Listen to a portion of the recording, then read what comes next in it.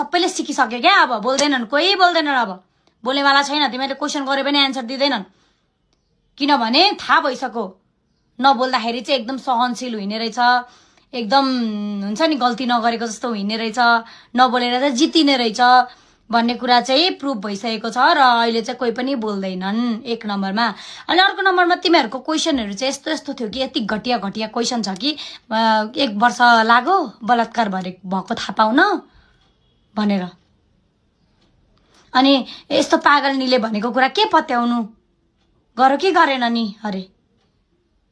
पागल पो भएको होला त ल पागल त्यही पनि तिमीहरूले त्यस्तो पागल चाहिँ भन्न मिल्दैन किनभने नेपालमा अहिले हेर्ने हो भने 80% मान्छे चाहिँ डिप्रेसनमा होला डिप्रेसनमा भएको हो क्या कोमामा गएको होइन क्या केही पनि थाहा नहुने डिप्रेसनमा भएको मान्छेको होस चेतै नहुने भन्ने चाहिँ हुँदैन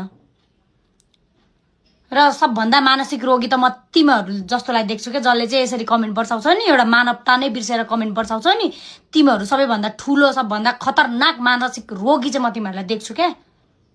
अनि केटा मान्छे भन्दा केटी मान्छेहरू यति धेरै छौ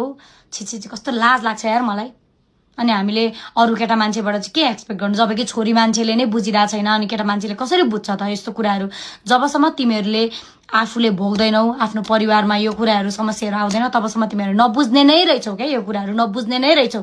बलात्कारको प्रमाण माग्छौ डोमेस्टिक भाइलेन्सको प्रमाण माग्छौ के तिमीलाई रेप भइरहेको बेला भिडियो बनाएर राखिदिनु पर्ने हो तिमीलाई देखाउनको लागि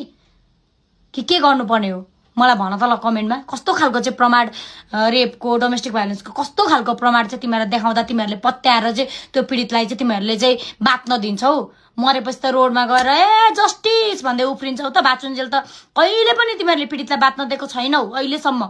मैले हेर्दा मलाई पनि मार्नै खोजेको हो क्या धेरैजनाले चाहिँ तर म तिमीहरू जस्तो मान्छेको सोचबाट म माथि आएँ क्या यिनीहरू को हो र भनेर तर सबैजनासँग त्यो क्षमता हुँदैन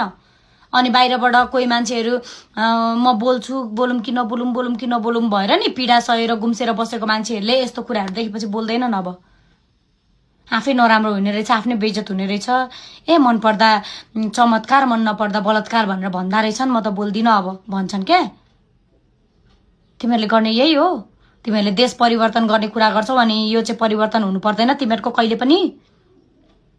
चाहे केटा होस् या केटी होस् केही मतलब भएन क्या मलाई केटाले पनि जस्टिस पाउनुपर्छ यदि केटाले आरोप मात्र लागेको हो केटालाई भने उसको इज्जत गएको हुन्छ केटाले पनि जस्टिस पाउनु पर्छ तर तिमीहरूले यस्तो घटिया क्वेसन गर्न मिल्दैन तिमीहरूले रेपको प्रमाण माग्न मिल्दैन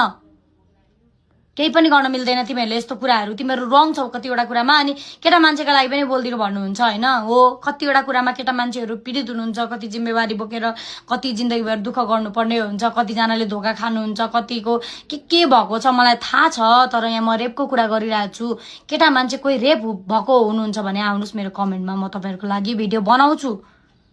यहाँ हतारिएर मलाई फेमिनिस्ट भन्दै गाली गर्न नआउनुस् क्या तर यो सोच जबसम्म बदलिदैन नि नेपालीहरूको सोच समाज जबसम्म बदलिदैन तबसम्म क्राइम कन्ट्रोलै हुँदैन क्या क्राइम कन्ट्रोलै हुँदैन क्या कति मर्नु क्या काटेर मारेको लास मात्रै मरेको हुँदैन क्या कोही मान्छे जिउँदै लास हुन्छ क्या यस्तो कुराले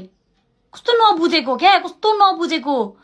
पीडितलाई सहयोग गर्न सक्दैनौ भने उसको आवाज पनि नदबाऊ क्या कसैलाई राम्रो गर्न सकिदैन भने नराम्रो पनि नगर न उलाई कति पीडा हुन्छ होला त्यस्तो देखेर तिमीहरूको लागि अब उले के प्रमाण बनाएर ल्याउनु